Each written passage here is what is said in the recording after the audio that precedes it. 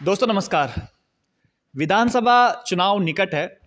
ऐसे में हम लोग पहाड़ दर पहाड़ घूम रहे हैं। आप पुराने वीडियो भी आपने देखे होंगे कि क्या कुछ विधानसभा में काम हुए हैं, क्या कुछ विधायक ने वहां पर काम किए। इसी कड़ी में हम देवप्रयाग में पहुंचे हैं, देवप्रयाग विधानसभा। यहाँ के विधायक जी हमारे साथ हैं, विनोद कंडारी जी। उनसे हम लोग बातें करेंगे। विनोद कंडारी जी ने इस 5 वर्षों में क्या कुछ काम किया है, युवा विधायक माने जाते हैं। विधायक जी, सबसे पहले तो बहुत धन्यवाद जो आपने हमें समय दिया और बहुत स्वागत है आपका धन्यवाद प्रवचन। विजय भाई। विधायक जी, अभी मैं जब आ रहा था तो मैंने कई बोर्ड देखे जिसमें एक आदर्श विधायक के तौर पर आपने बोर्ड में लिखा हुआ था। आदर्श विधायक तो आपने आपको लिख दिया, तो लेकिन आदर्श विधानसभा के रूप में आप कैसे प्रेजेंट करेंगे अपनी विधानसभा को? देखिए विजय जी, 5 साल का कार्यकाल वर्ष 5 साल का होता है और इसमें 2 साल चुनौतियां भरा सफर भी रहा कोरोना को लेकर पूरे विश्व में, पूरे भारत के अंदर। और आपने देखा होगा कि जब पूरे देश में ऑक्सीजन को लेकर तरह तरह मच रही थी, तो मेरी मलेथा में आगे जाके आप देखेंगे वहाँ पर एक प्लांट बहुत साल से बंद पड़ा हुआ था। मैंने सरकार से आग्रह किया और 3 दिन में वो प्लांट मैंने शुरू कराया। हिंडोला खाल में मेरे एक दोस्त अमेरिका में एक एनजीओ चलाते हैं, उन्होंने वहाँ से फ्री ऑफ कॉस्ट दिया, फिर मैंने विधानसभा प्लांट तैयार कराया। और मैंने आपसे कहा कि मुझे जनता ने इस बेटे के रूप में स्वीकार किया और लगातार मैं जनता के संवाद में रहता और बहुत सारे काम मैंने ऐसे किए हैं जो धरातल पर उतर भी चुके हैं। कुछ एक आध काम पाइपलाइन में जो चल रहे हैं, मगर इन 5 सालों में जो वादे मैंने गांव में जाके किए हैं, मेरा मानना है कि मैंने मैक्सिमम वादों को पूरा किया, धरातल पे उतारा भी और पूर्ण भी कर लिया है। और जैसे कि अभी मैं थोड़ी देर में हिस्सा खाल जा रहा हूँ, हिस्सा खाल में हॉस्पिटल बनाया मैंने। और आप ये कल्पना कीजिए कि पहाड़ पर विधायक शिलान्यास भी कर रहा है और लोकार्पण भी कर रहा है। इस बात को आप सकते हैं पहाड़ में कितने धारी डूंसरी पे आप जाओगे, मैंने वहाँ पर हॉस्पिटल बनाया है। वहाँ पे भी 1976 से लोग कहते हैं मांगते हॉस्पिटल बन के तैयार। आप देवप्रयाग में देख लीजिए, पीपी मोड़ पर मैंने हॉस्पिटल दिया। आज वहाँ पर अल्ट्रासाउंड फ्री ऑफ कॉस्ट गर्भवती महिलाओं के होते हैं। 2 डिग्री कॉलेज मेरे पास है, एक नैखरी और देवप्रयाग। मेरे विधायक बनने से पहले आपको साइंस की क्लासें नहीं चलती थी। आज आप जाइए कि नैखरी डिग्री कॉलेज में आपको साइंस मिलेगी, आपको देवप्रयाग डिग्री कॉलेज में साइंस मिलेगी। और हिंडोला खाल ब्लॉक में तहसील भवन नहीं था। अगर आप जाएंगे तो तहसील चौकी उसको बोलते हैं, आप देखिए, आप भव्य एक बिल्डिंग का निर्माण हो चुका है, तो तहसील वहाँ सेफ्टी पे हो चुकी है। और हिंडोला खाल में मैंने पॉलिटेक्निक बन के तैयार हो गया। हिंडोला खाल ब्लॉक में एक खेल मैदान नहीं था ग्रामीण क्षेत्र में। आज आप झल्ड में जाएंगे, स्टेडियम बन के लगभग तैयार हो, लगभग 80% 70% काम हो गया। आप पौड़ी खाल की तरफ जाएंगे तो वहाँ पर जो है स्टेडियम बन के तैयार हो गया। आप पौड़ी खाल के पास एक भांसो गाँव है, 3 स्टेट कनेक्टिविटी करते हैं, परसों पुराने लोगों की मांग थी। आज आप देख लीजिए, वो रोड का आर पार मैंने कर दिया, उसमें आजकल डामरीकरण का काम चल रहा है। जो पौड़ी खाल हो गया, तुम्हारा शूटा हो गया, आपके दसूली हो गया, पौड़ी खाल, चपोली, नंदोली, टकोली जो गाँव, उनके लिए जो है टीरी जाना वहाँ से सरल होगा। वहीं से एक गाँव है तोली और चपोली, नगर ग्वाला का नाम अगर आपने सुना है। अभी मैं पिछले महीने उसका रोड का शिलान्यास लगाया और रोड कटने शुरू हो गई, तो लोगों को अब कोटेश्वर जाना सरल हो गया। हमने वहाँ पे पुल का प्रस्ताव भी सरकार को भेज दिया। और बहुत सारे ऐतिहासिक काम के स्कूल के क्षेत्रों में मैंने बहुत काम किया है। पौड़ी खाल में आप देखेंगे अटल उत्कृष्ट विद्यालय मैंने बनाया, वहाँ पे लैब बनाई है, गौमुख में बिल्डिंग बनाई है। आपका रणसुलधार में बिल्डिंग बन के तैयार हो रही है, काम चल रहा है। अभी हिस्सा खाल में जहाँ मैं जा रहा हूँ, वहाँ भी बिल्डिंग लगभग फिनिश स्थिति में होने वाली है। और क्या बोलते हैं उसको, बहुत सारी रोडें हैं जहाँ मैंने काम कराया। कुछ रोडों का पैसा डामरीकरण घोषणा पत्र में एक बात भी आई थी, जब बीजेपी का मैनिफेस्टो हमने देखा तो उन्होंने कहा था कि हम गांव-गांव तक हम रोड पहुंचा देंगे। तो क्या आपकी विधानसभा में मान के चले कि हमारे पास कोई भी ऐसी कॉल या हम सूचना नहीं मिलेगी कि भाई इस गांव में रोड अभी तक नहीं पहुंचे? तो आप इस बात को कंफर्म करते हैं कि पिछले 5 साल में आपने गांव-गांव तक रोड पहुंचा दी है? देखिए, 2-4 गाँव में रोड जाना बाकी है, उनकी टेंडर प्रोसेस हो गई है। जैसे राड़ा गार्ड है, उसका टेंडर हो चुका है। आपका भिपानी में तो काम, एक वीर शहीद का गाँव था, मैंने उनकी जो उनकी धर्मपत्नी उनसे ही करा भिपानी गाँव में। एक आध तो हो सकते हैं, जिनमें प्रोसेस चल रहा है। जैसे नौड़ा धुराड़ा है, रोड मैंने सेंक्शन करा दी है। मान लो फॉरेस्ट में पहुँचेगी, मान कल DF वहाँ के, तो एक आध केस हो सकते हैं। पर वैसे मैं तो हो सकता है कोई 2-4 घर छूटे, पर ग्राम सभा की अगर हम बात करें तो एक आध हो सकता है, पर मैक्सिमम जगह मैंने रोड पहुँचाने का काम मैंने किया। मूलभूत सुविधाओं के तौर पर अगर जनता मांगती है तो एक तो पानी की समस्या रहती है, रोड आपने बता ही दिया है। उसके साथ साथ मैं पहाड़ों में जब घूमता हूँ, पहाड़ों में नेटवर्क की बड़ी समस्या रहती है कि जैसे मैं अभी अभी नरेंद्र नगर ब्लॉक में था, तो वहाँ के लोगों की बड़ी परेशानी थी कि भाई हमारे क्षेत्र में नेटवर्क नहीं है, तो बच्चों की ऑनलाइन परीक्षा कैसी होगी, या क्योंकि आज के समय में सारा काम ही इंटरनेट से चलता है। तो कि आपकी उसमें भी कुछ इस तरह की परेशानी है? देखिए, आप धारिन डोंसरी में चले जाना, वहाँ नेटवर्क ही नहीं था। 3-3 टावर लगाए मैंने, एक टावर फेल हुआ, दूसरा टावर फेल हुआ, फिर तीसरा टावर लगा। आज हमने कर दिए, और हमारे यहाँ मैक्सिमम जगह टावर लग चुके हैं। कहीं एक आध जैसे तो कुछ जहाँ पे कनेक्टिविटी की इशू हो सकता है, कैसे जैसे प्रॉपर ना पकड़े हो सकता है, पर वैसे हमारे यहाँ मेरी विधानसभा ऐसी कोई दिक्कत अभी है नहीं। आपकी विधानसभा में मैं देख रहा था कि स्थानीय वर्सेस बाहरी की भी बड़ी लड़ाई है, क्योंकि जो आपके बीजेपी के हैं खुद कहते हैं कि भाई इस बार जो टिकट है वो स्थानीय को मिलनी चाहिए। जब आपने इतने अच्छे काम करवाए हैं जो आप गिनवा रहे हैं टोटल, तो ये लड़ाई क्यों है? ये तो होना ही नहीं चाहिए था कि भाई चाहे स्थानीय हो चाहे बाहरी हो। तो ये जो लोग हैं जो आपके खुद भारतीय जनता पार्टी खेमे के हैं, वो इस बात की मांग क्यों कर रहे हैं? देखिए, कार्यकर्ता होना चाहिए, और मैं भारतीय जनता पार्टी का कार्यकर्ता हूँ, और भारतीय जनता पार्टी ने हमेशा नौजवानों को आगे रख के राजनीति की है। और मैंने आपसे कहा, मैं भारतीय जनता पार्टी के निष्ठावान कार्यकर्ता हूँ, और पार्टी के साथ ईमानदारी से हमने काम किया। और मैंने आपसे कहा, मैं युवा मोर्चे का प्रदेश अध्यक्ष रहा, राष्ट्रीय सचिव रहा, आपके आशीर्वाद से विधायक भी हूँ, और संगठन को बहुत भली बातें जानता हूँ। और हमने कहा कि मैंने काम किया, और काम के आधार पर ही लोग हमेशा आशीर्वाद देते हैं, और काम के नाम पे ही लोग आगे बढ़ाते हैं।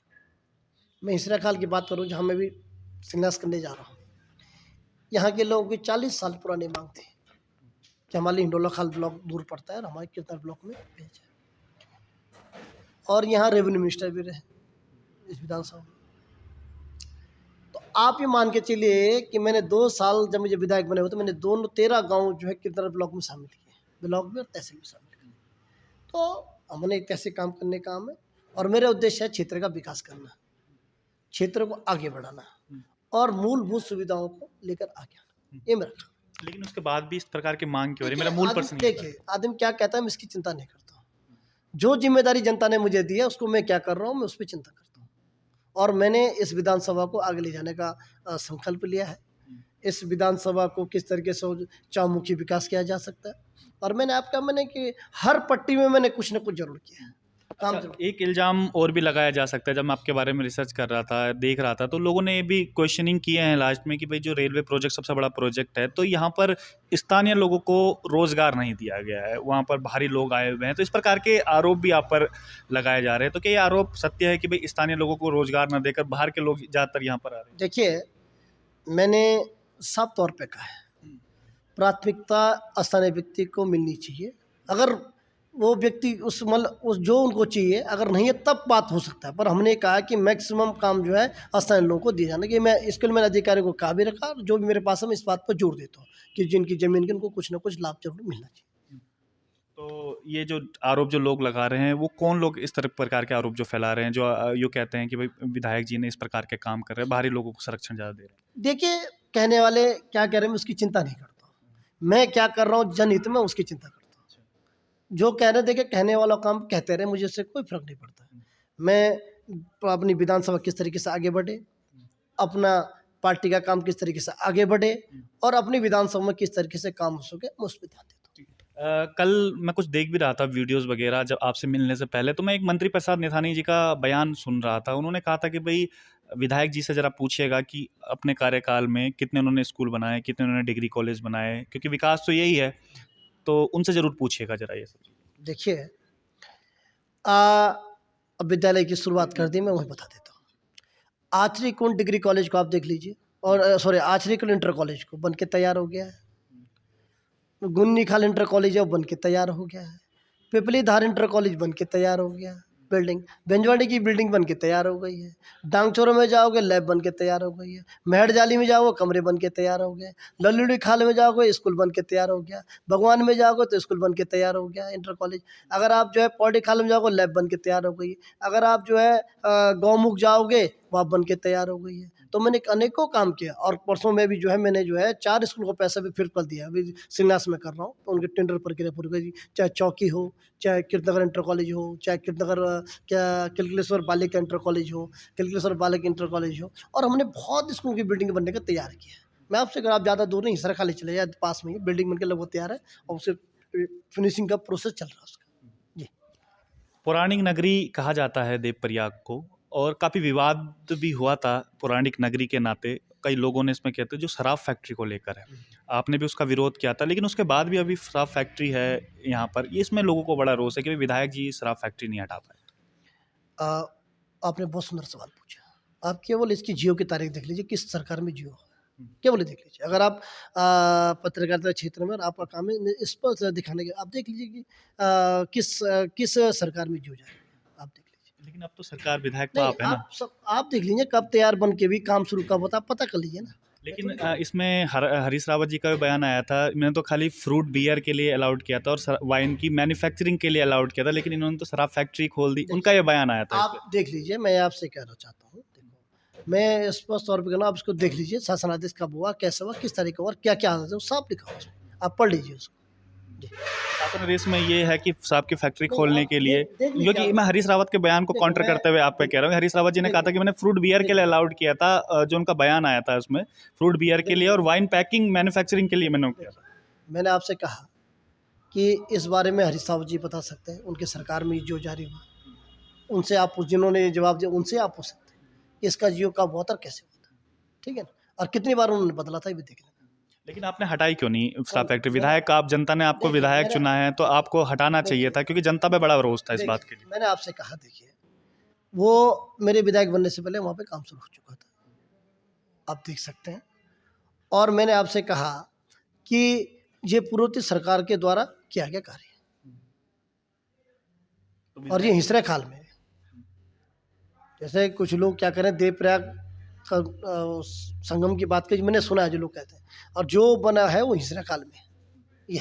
तो आपने क्या कुछ काम किया उसके लिए? आपने कोशिश करी हटाने के लिए, क्या कुछ?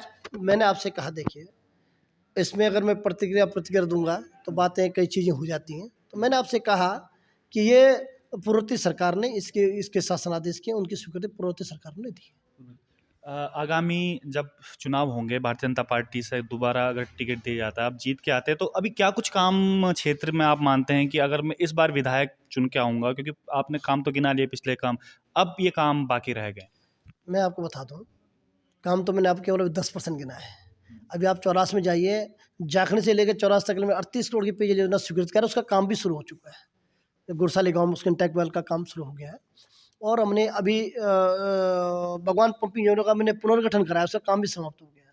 अभी मैं 10 करोड़ रुपए जो है, जो हडिमदार लक्ष्मणदार पंपिंग योजना कांग्रेस के कार्यकाल में इसका बंठादार हुआ था, आप देखिए उसका टैंक भी टेढ़ा है, आप देखेंगे तो आप देख के आइएगा कि मेरा मानना है कि उसके लिए 10 करोड़ मैं ठीक करने के लिए दे रहा हूँ जल जीवन मिशन से, और 45 करोड़ रुपए जो है मैं भी हिंडोला खाल पंपिंग योजना फेज 2 के लिए उसकी भारत सरकार ने स्वीकृति दे दी, बैठक ने स्वीकृति दे दी, अब बीते उसका जियो जारी हो रहा है।